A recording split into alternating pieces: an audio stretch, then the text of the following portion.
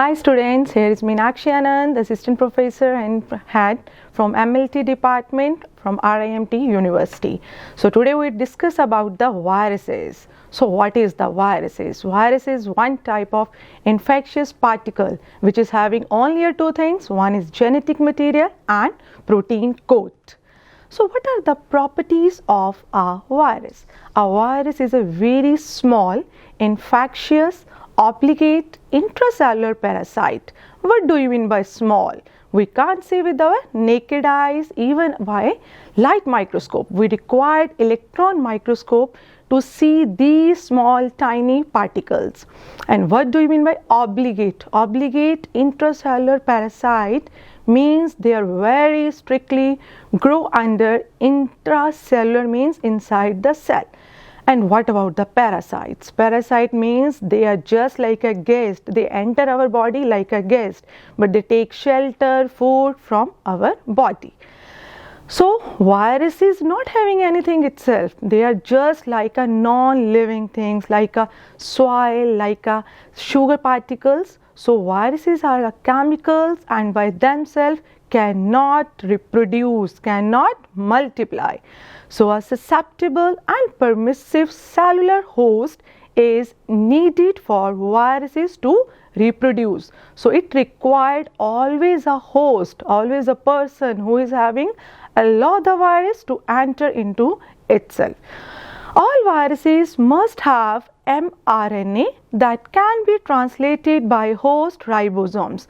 What do you mean by mRNA? mRNA means messenger RNA. So we have come to the basic structure of viruses. So what is DNA, RNA? Even the smallest bacteria are having both DNA and RNA. But in case of the virus, it is so dangerous like any other, like a coronavirus, but still it is having whether the DNA, whether the RNA. The virus never having both diribonucleic acid. What is the full form of DNA? Diribose nucleic acid. And what about RNA? RNA is ribose nucleic acid. So what is the difference between the viruses and the bacteria is bacteria carry both nucleic acid, DNA and RNA, but in case of the virus, they are carry either DNA or RNA. Plus, here it is capsid protein. So, what the basic structure of the virus? They are having only two things, DNA or RNA plus capsid proteins, and it becomes nucleocapsid. Nucleo means nucleus, nucleic acid. So, plus capsid. So, this is what DNA or RNA plus capsid protein is nucleocapsid. So it becomes naked capsid virus. Naked capsid virus, they are having, some viruses are having lipid membrane and glycoproteins. And then it becomes enveloped virus. Means what is the difference between enveloped and naked capsid virus? Means in case of a naked capsid virus, the virus is not having extra layer of lipid membrane and glycoproteins. They are having a just nucleocapsid, not extra enveloped. When the naked virus are carrying, naked virus when carrying enveloped virus are, it is having a lipid membrane and glycoprotein. It is covered by the another nucleocapsid. So what about the capsid symmetry? Capsid symmetry is what? Capsid symmetry means outer symmetry means shape of the virus. How it look? How we can observe that virus? What is outer shape of the virus? Outer shape, the virus is carrying only two type of the shape, whether it is icosahedral or it is helical. Icosahedral is the symmetry in which having a 6 corner. You can start counting from the top 1, 2, 3, 4, 5, 6. So if the virus are having a 6 corners, that symmetry is called as a icosahedral. If the virus is look like a hollow tube-like structure, it is called as a helical symmetry. So, how the virus is entered into our body? How even a simple polio virus, how it knows that we have to, the viruses have to go to the central nervous system because of some receptors which is present in our body, and the virus know where it have to go. Virus is so intelligent, it enters into our body by help of opening of our body, whether it is eyes, nose, any skin abrasion, from mouth, anywhere it can enter into our body, but it just move into our whole body. If it is not attached in our body, then we never get infected. So the most important to avoid the attachment. If we are able to avoid the attachment of the virus, then it is like a soil particle, like a sugar crystal. It is non-living. So this is a best example between the living and the non-living things. The virus, when is not present in our body, it is just survive on the soil, in the water. It can survive anywhere, but it can survive only like a non-living things. It is just like a crystal. So the main part, the virus become dangerous for us only when it is attached to our body. There are receptors present in and out our body, and if the virus come in contact with our receptors, only then it can cause infection. So here virus moves and get attached. If it cannot find any receptor on our body, then the virus is just flush out from our body. So how the attachment will occur? As we know that there is always a specific key for the specific lock. We can't open the one key from the all types. So we can't open the all locks from the single key. So there is always a particular lock for the particular key. The same thing is happen with the viruses. The virus receptors are having a particular key to open the lock of our body. So only then it can happen. So this mechanism is called as a lock and key mechanism, and the principle is tropism. Tropism means that white portion is look like a virus, right? It is a virus. The same cavity, same groove is present on our body, and the virus is get attached. For example, in downward we can see that HIV virus. HIV virus are having a particular key to lock our body system. So like this virus is attached. So after the attachment there is a penetration. Virus made itself very comfortable in our body and they penetrate in our body. Then disassembly. How is disassembly? Disassembly means they break down itself into small tiny particles, and then that, as we know that as we learn at this moment, that viruses are having only two parts. One is the DNA or the RNA, another is protein. So there are the two parts. One is a viral genome, another is a small proteins which are called as a viral enzyme. As we know that there is also messenger RNA the virus is having, and this information it get transferred from the virus RNA or DNA to messenger RNA, and they just shut down normal host activity and start forming the virus on viral proteins, right? So here one side they are just performing start synthesizing their own proteins, and on another side they are just multiply or replicate their RNA or DNA into the multiple copies. They are called as a viral genome. So how the assembly will occur? Assembly means they are like just a viral genome and the viral protein occur together and form the small daughters, so many large number of the viruses like their daughter cells, which is similar to them. So at this moment when viruses are enough, they become large number of their own daughter cells, they are start release their daughter cell and to fight against our body immune system. So there is one another retroviruses. Retroviruses means retrovirus is one type of, this is an example of HIV, right?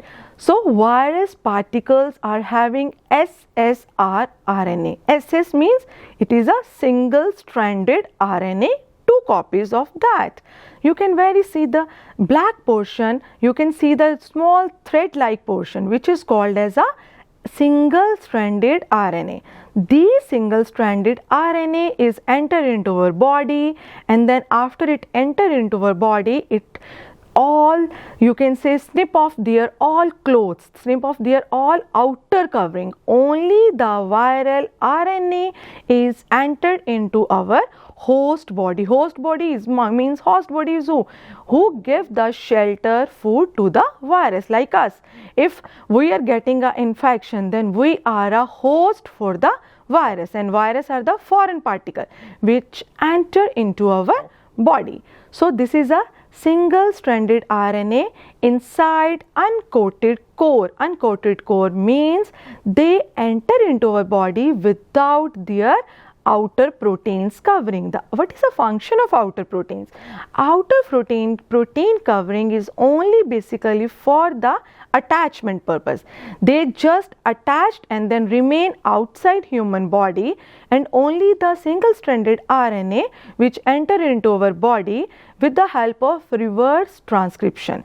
Reverse transcription means in normal central dogma, DNA provide the information to RNA, RNA transfer the information to proteins. Normally central dogma is working like that. But in case of a HIV virus, it will occur in case of reverse transcription. Reverse means something is going to reverse, right? Because they are not having a DNA. As we already discussed, they are having a single-stranded RNA. So what happened? Single-stranded RNA is give information to double-stranded DNA so that there is a formation of complementary strands. So it travel to the nucleus of the cells.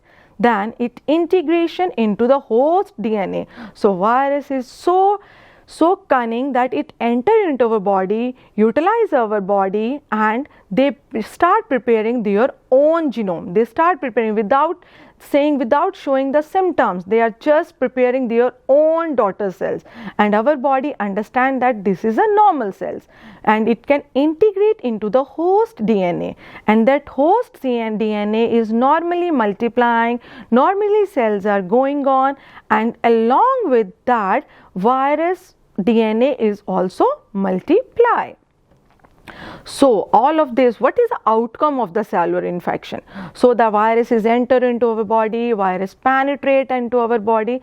So what are the symptoms? What are the factors we are getting? How we get the disease? So if the virus are having so many ways to give us infection, virus is a very small particle is enter into our body with the help of attachment, and then it penetrate into our body, and how many different ways they can cause the infection. First of all, the most important infection is the tumor. Transformation, the normal cell which is just a normally multiplying, normally performing their function, suddenly it is transformed into a tumor cells. And what is the main factors? How can we differentiate between the normal cells and the tumor cells? Tumor cells are multiplying without dividing or without dying. So the tumor cell division will occur into the tumors. They form a big tumors, and then after the penetration they can multiply, and death of the cell and release of the viruses occur. Our body normal cell are start dying, and that infection is called as a lytic infections. And also some virus are slow release of the virus without cell death. So that infection is called as a persistent infection. Means persistent means what? We are having the system, we are having the symptoms, but that is not so high that we are saying that we are normal, we are fine. But and some viruses present but not causing harm to the cell little emerges into lytic infection, and that infection is called as a latent infection. Latent means it will take, suppose we are getting the infection today and we are getting the symptoms after 10 years, and that infection is called as a latent infection. So how many ways virus cause infection? Virus can cause infection from the 4 ways. Means it can give us a tumor, it can give our cell to death, it can give us a persistent infection. Persistent infection means it can cause infection after a 1 month, and it can cause infection after a 10 year. Suppose one person is get infected from HIV today, and it can survive a more than 20 years of their life without having any single symptom. So virus immune responses, how our body react against viruses. Our body having a two type of the immune system. One is a cell mediated immunity, another is a antibodies.